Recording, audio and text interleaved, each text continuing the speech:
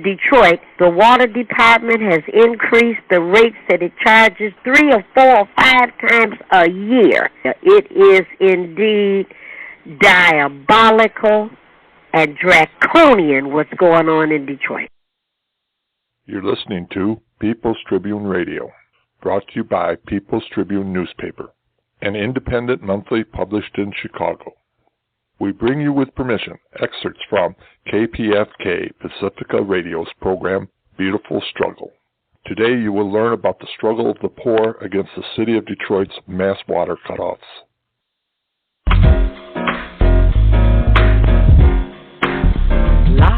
From KPFK in Los Angeles, Pacifica Radio for all of Southern California, welcome to Beautiful Struggle. Our main focus is on issues of concern to the African American community, and our intention is to promote dialogue and unity with others in the struggle for equality and social justice. By bringing you the beauty of the struggle, we hope to nurture a sense of hope. Together we can build a world that works for everyone.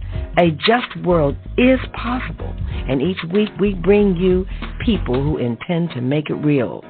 I am Penny Wilson, and I'm her co-host this evening, Audrina Redmond. Tonight, we're going to be talking about events in Michigan. Michigan is ground zero in the fight for human rights and democracy. We'll be talking about the latest example of draconian change forced by Michigan's Public Act 436. This past March, the Detroit Water and Sewage Department announced that they would be cutting residential water services at the rate of $1,500 to $3,000 per week for households that were delinquent on their bills by 60 days or more. According to the city's state-appointed emergency manager, Kevin Orr, the Detroit Water and Sewage Department is responsible for $6 billion of the city's $18 billion in debt, and thus the need to pursue delinquent accounts. So far this year, 17,000 plus households have had the water to their homes shut off by the city. Activists against the shutoffs charged that there was no effort to alert the public and that DWSD had failed to send regular notices for years. The water shutoffs have left children, seniors, people with disabilities without easy access to basic human need. This is why when activists appealed to the United Nations Human Rights Commission, there was an immediate response condemning the acts of the DWSD as a violation of human rights and calling it a public health crisis. Without water, people cannot live. The city of Detroit is exposing its residents, surrounding communities, and indeed all of us to the spread of disease and suffering. Absolutely terrible. In addition, the Detroit Water and Sewage Department initially failed to target delinquent payments owed in the thousands of dollars by golf courses, commercial entities like the Detroit Red Wings facility, and even the city of Detroit itself, and they owe in the thousands. All of this is taking place in a city that has tremendous access to fresh water because of its proximity to Lake Huron and the Detroit River. These waters are held by the state as a public trust, and yet the people of Detroit are losing access to the basic human need of fresh water. Helping us to understand more about the Detroit Water War are today's guests, Detroit activist Maureen Taylor, chairwoman of the Michigan Welfare Rights Organization, and Domico Williams, a spokesman for the Detroit Water Brigade. Thank you so much. Hi, thank you for having me. Detroit is 82% African American. In the last decade, Detroit's population has dwindled by half to just over 700,000. And of that 700,000, 44% of them are unemployed due to the changes in the manufacturing industry. You know, that thing, the robots have taken the place of people in the manufacturing plants. At the same time, the unemployment has been rising in Detroit. The cost of residential water service has grown by 119%. So, hear this. People are unemployed, making far, far less money than they would be if they were working, but this basic human needs service, i.e. fresh water, has risen in cost by 119%. That is more than double what it costs a family of four in other cities across this nation. Couple that with the fact that recently, the numbers now are that 40% or nearly 300,000 of Detroiters are expected to have no water service by the close of this summer. Let's jump right in here, Maureen. Let me ask you, I'm going to start the question with Maureen, and then Mika, I want you to come in and with any additional comments. And that is, Maureen, give our listeners a sense of what's happening in Detroit.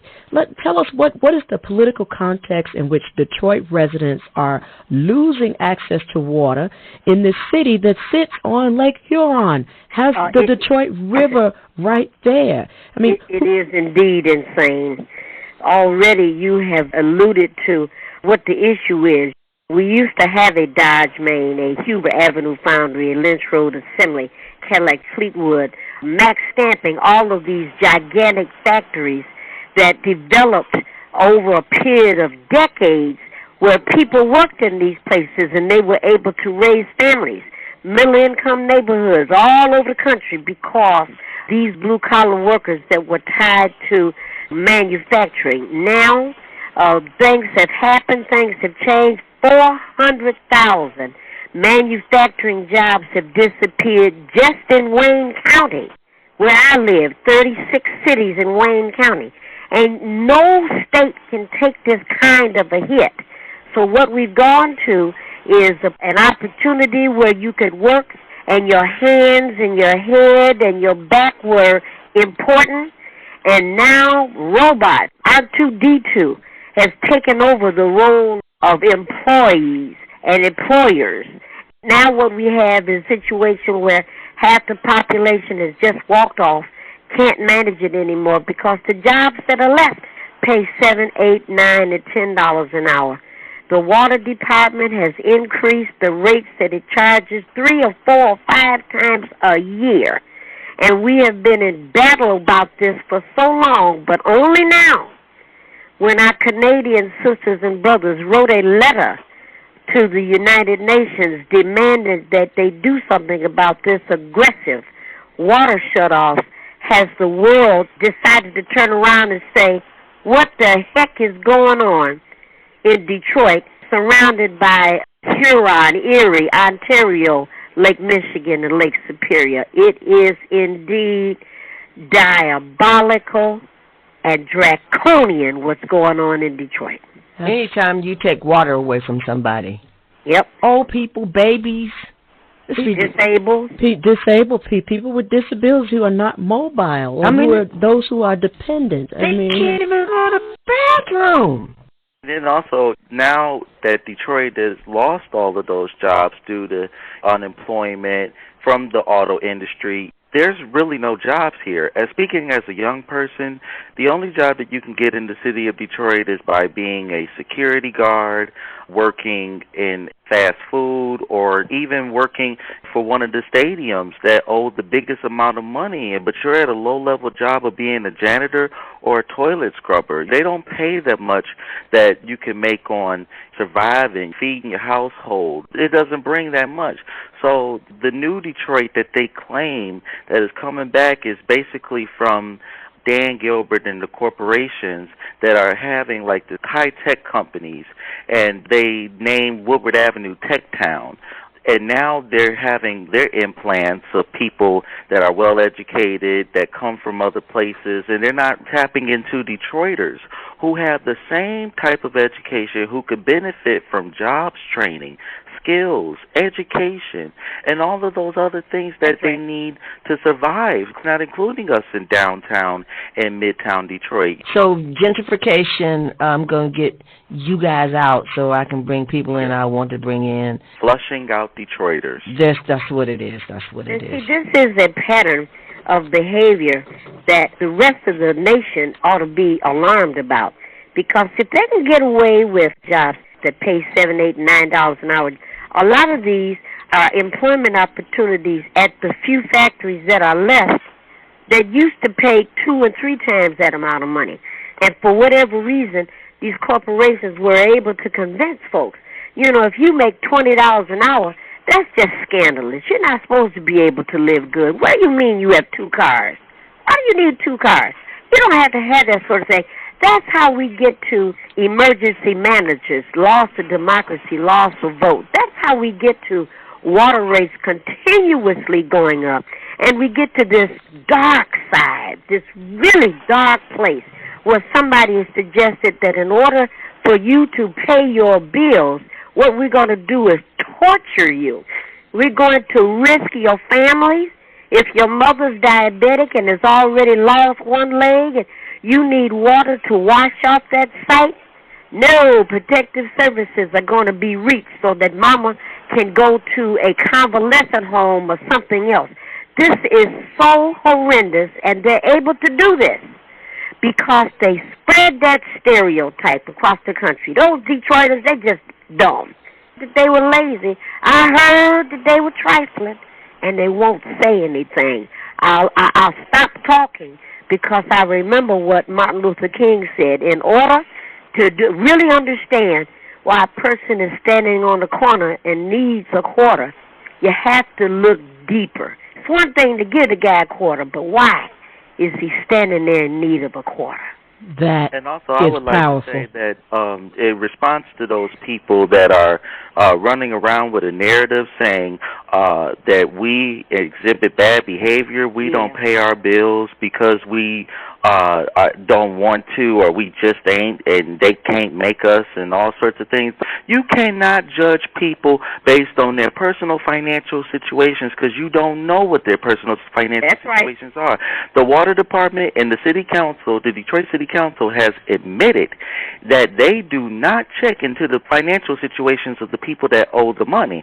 Then we know about the financial situations of the big banks, the corporations, and all of these entities that owe the 80% of the debt that they are trying to saddle and make low-income and seniors pay the burden for. It's another form of treating the corporation different than people. People in Detroit are going through an economic crisis that were left over from 2006 and 2008. When the country caught a cold, Detroit had a fever.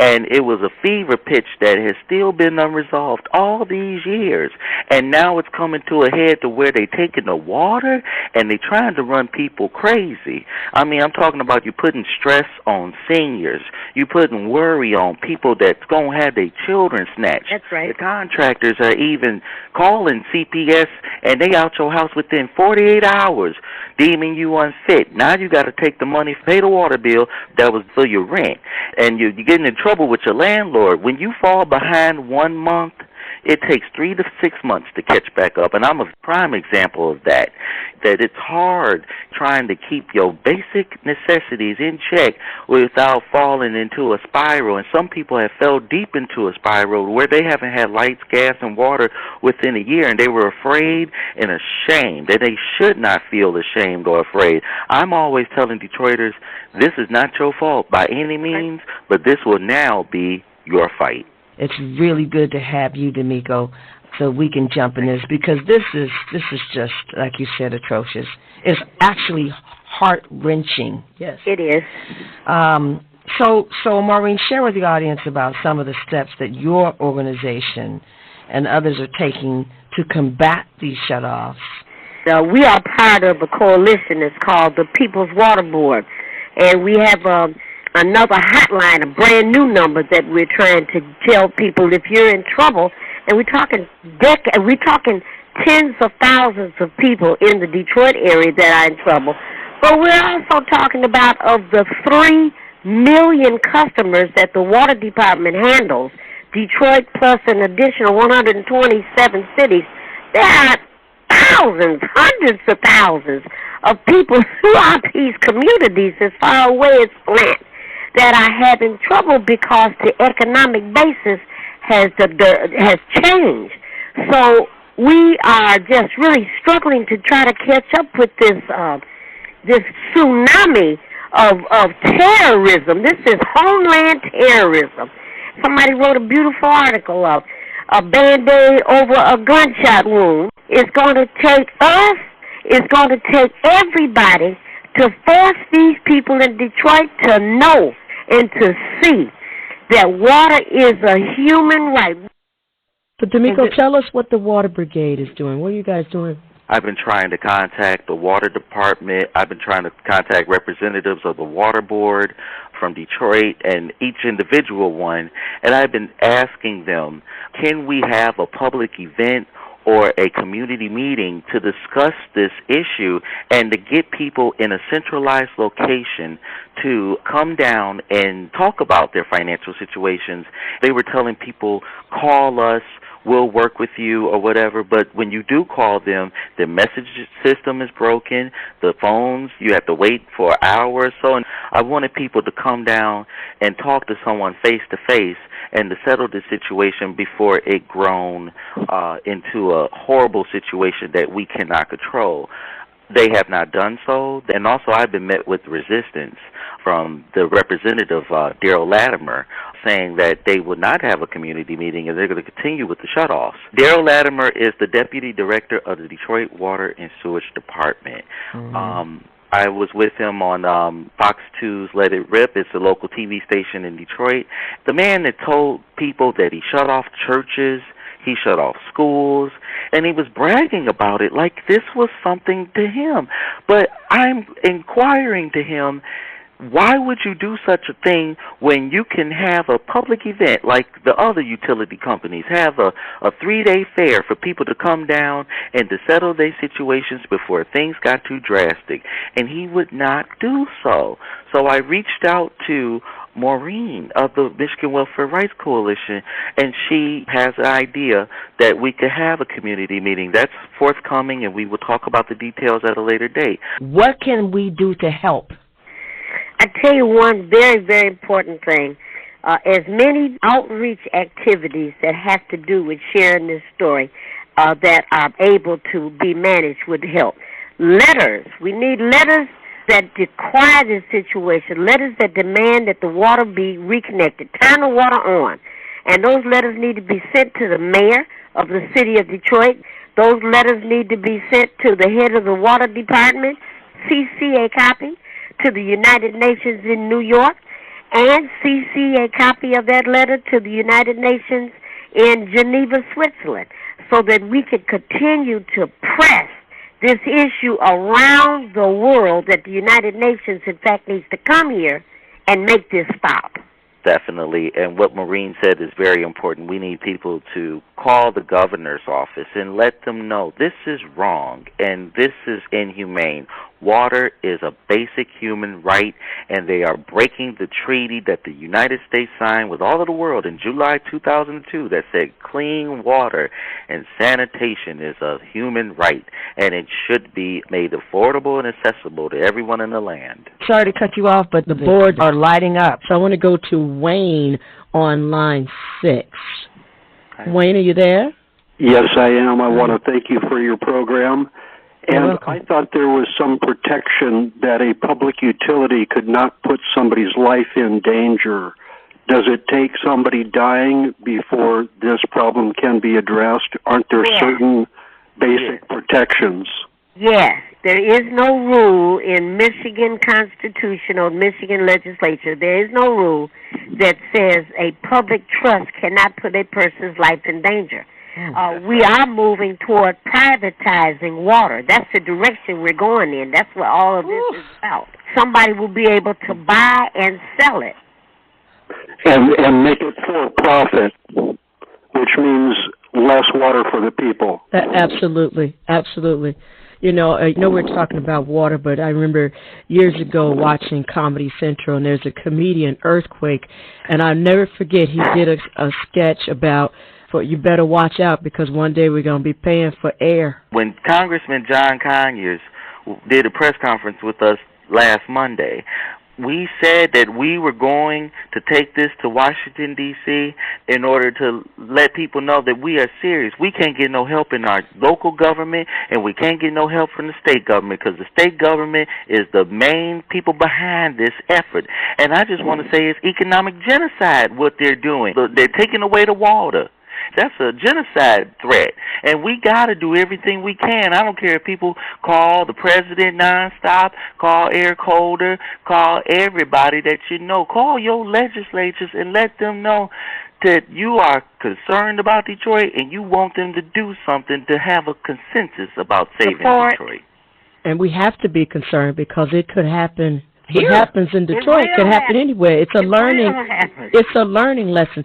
So if Maureen and Domico, if you will again repeat how people can get involved. Well, we've got a hotline number, and we will share that with you. Now, here's that number,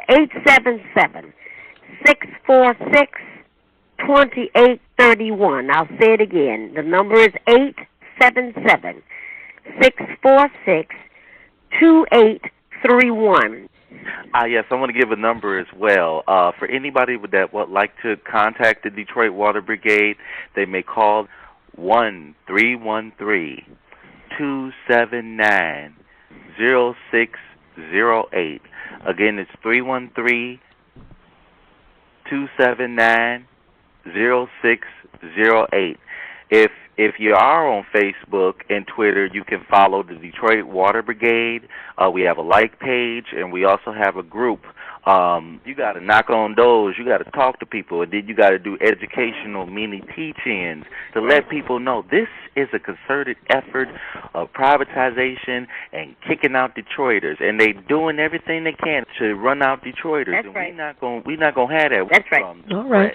You know, Maureen, you're one of the authors of an article that appeared in yesterday's Detroit Free Press, in which solutions to the water crisis were made. Can you tell us whether some of the proposed solutions and how you and other authors of the article came up with them? Well, the big deal here is that this aggressive practice of shutoffs is just punitive. This is about money. It's about shining up the water department so when they get ready to sell it, it could look like it could make millions and billions of dollars every 20 minutes. We gave to the water department a document that's called the Water Affordability Plan, and it lays out the way to manage access to water and payments for the person that has no money all the way up to the person that's the richest. We would have been able to provide a resource stream for the water department in perpetuity.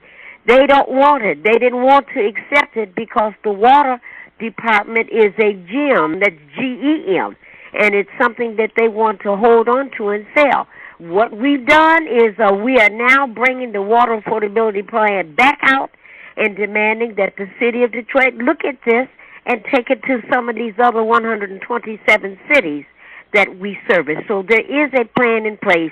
They don't want to look at it. In addition to the affordability plan, is, of course, you want an immediate cessation of the shutoffs and a restoration of household water and sewage connections. Absolutely. You want to provide the public with full, timely, and adequate information regarding the conversations taking place about regionalization and or privatization of the DWSD, and that's exactly what's not happening.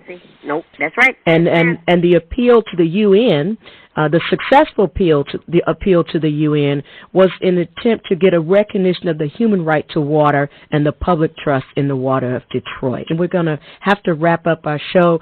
All right. You can download a copy of this show at www.kpfk.org. You should friend us on Facebook at Beautiful Struggle Live. Looks like we're running out of time. Yeah, but I also want to give a special warm hug, love, kiss, all that stuff to those people in Detroit, Maureen Taylor and Domico Williams, who are in the beautiful struggle today and for always. Go on Facebook, Beautiful Struggle Live. Go on there, put your messages on there. We'll communicate with you. This is important. Tell everybody you know. Get on Facebook. Do what you got to do. Until next week. Let's talk about it and be about it. Peace. Contact the People's Tribune at 1-800-691-6888 or email us at info@peoplestribune.org.